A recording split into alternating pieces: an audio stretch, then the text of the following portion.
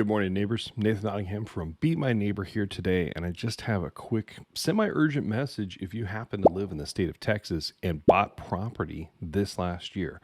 Just like I did and my family, we moved to Texas in August of 2021. It was awesome. And we spent a lot of time kind of analyzing the marketplace and where we wanted to move and how we wanted to get there and what we thought the future would look like, including looking at past tax records and kind of pushing those forward, saying if growth happened, this is what would happen. Here's what I didn't know. I didn't know fully about the Homestead Exemption Act. And so if you bought property and haven't assigned or requested your homestead exemption of your primary residence, number one, you need to do that ASAP. There is a prolonged date. The actual date has passed us when that time was open to submit for it, but there is a past date where you can go in. So contact your appraisal district. What you look for is you're going to search Google by your county name, appraisal district, and you're going to contact them and say, hey, wait, I need to be in my homestead exemption on this property because it's my primary residence. That's step one. Step two, that homestead exemption actually caps a few things. What it caps primarily is that as market value increases, it caps the percentage by which your tax can grow the next year to 10%. So what that means is looking backwards at the property taxes, we were looking at the tax records for the last few years the owners were here. And I was just seeing a regular increase, but not understanding the full implication. What happens when you purchase the property is that you take that homestead exemption protection away for 1 year. It allows the property to kind of reset the value. That stinks because I got my tax appraisal district, right? My CAD notice. And I was kind of like shocked because it jumped 75%. Oh, takes your breath away.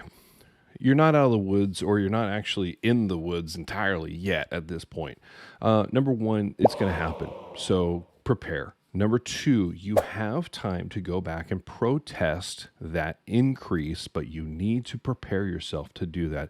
In the Dallas Business Journal, they talk about this appraisal increase and what we can do to kind of protest in a way that isn't just, hey, I don't want to pay that, but in a way that provides some supporting evidence. But you need to know, number one, if that property was covered by homestead exemption and then it wasn't, it's going to take another year. It's going to take a cycle for that homestead to come back in your favor.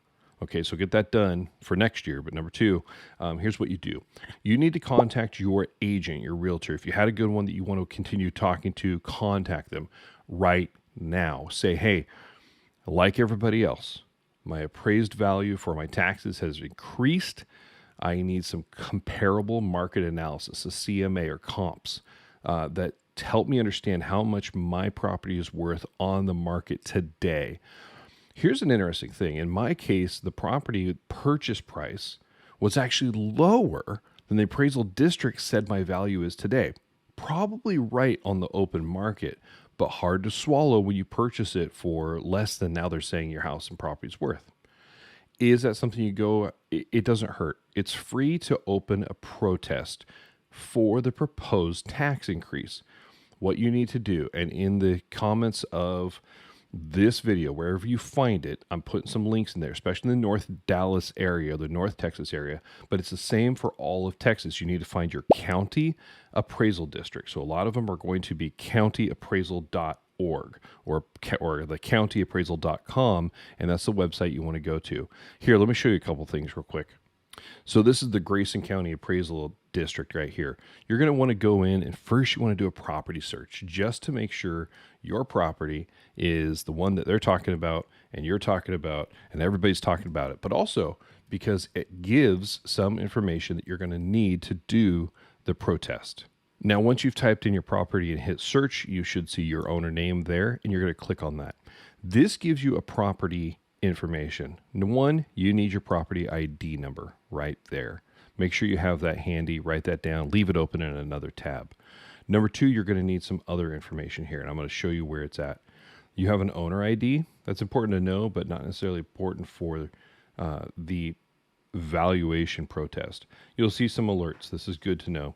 Here's your total proposed property taxing jurisdiction, estimated taxes with exemptions, estimated taxes without exemptions. Then it kind of gives you a valuation based on your property, what you have, the property land, how much land, what it's doing. So you have a bunch of information in property deed on your property. This is really important to know and can be looked up by anybody. So go and find your information and get that picked up as quickly as possible. Then you probably should see somewhere where you can look at your appraisal notice. When you click on that, you're going to see the letter that they sent to you. On this letter, you have some information you're going to need. Here's how to also file your online protest. You're going to want that. So when you do that, you're going to type in your county's appraisal space, and you're going to have to see, there's a couple different spots, but in Grayson County, it's up on the top, it says online protest. So I'm going to go ahead and click that, and it's quite easy. It's going to walk you through either register an account or use your current account. Now, once you're signed in, you're going to be able to go through and notice your property. Now, this is where you're going to go clicking through and submitting some information about the protest. Number one, you just need to start the protest notice and say, hey, here's what I'm working on, here's what I have, and here's what I want to do. Then you want to go through and you're going to have to upload some evidence. This is key.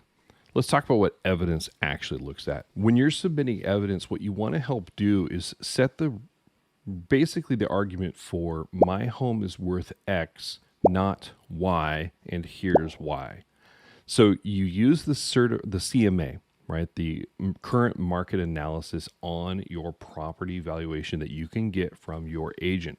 And what they should provide you is a couple properties, say 3, around you that are similar in scope and size and valuation, or similar in scope and size with different valuation, but it helps you prove that, hey, based on square footage of my property, my approved property, based on square footage of the actual land I have, right? If it's acres, half acres, quarter acres, or less, these are comparable prices or comparable sales in my area and valuations that say this is what my house is worth.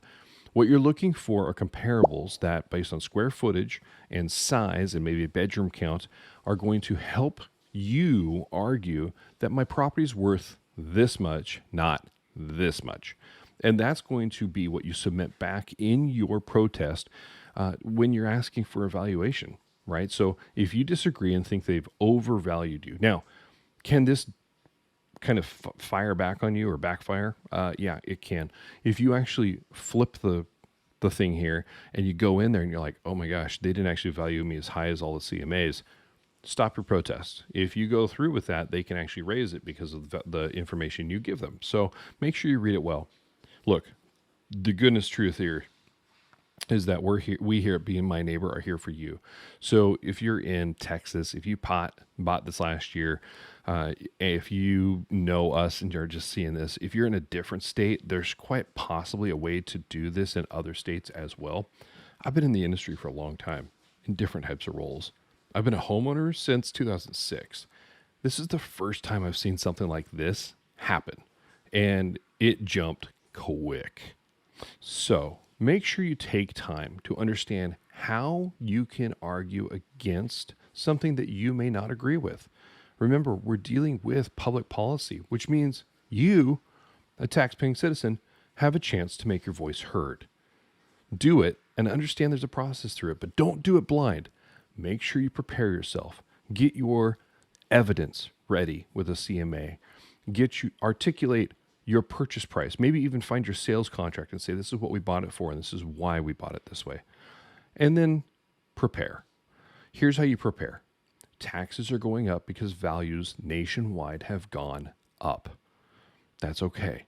It's something we need to prepare for. The number one thing to do is make sure if your taxes and insurance are being paid in your monthly payment, alert your servicer as soon as possible saying, hey, I got my new tax bill, estimated tax bill. I think it's going to be this. We need to adjust my payment. Do it ahead of time. If you wait, the tax bill will come due and your company, your servicer will say, oh my goodness, we had to drop a lot of more money than we collected from you. You now owe us a lump sum check for what was due, plus 2 months into the future of what we think will be due. That is a hard check to write. Prepare yourself now. Let them know that your taxes are increasing by at least this much and you need to adjust your payment on your escrow. That will break all those payments up into smaller monthly chunks. And so by the time they write the tax bill, they are going to have enough money. Here's the good news too. If we overestimate and you pay them too much, it's almost like a savings account, even though you don't get the interest. But they can't hold more than 2 months worth of taxes and insurance in that escrow account after they've paid the taxes. So they're going to have to resettle with you and send that money back.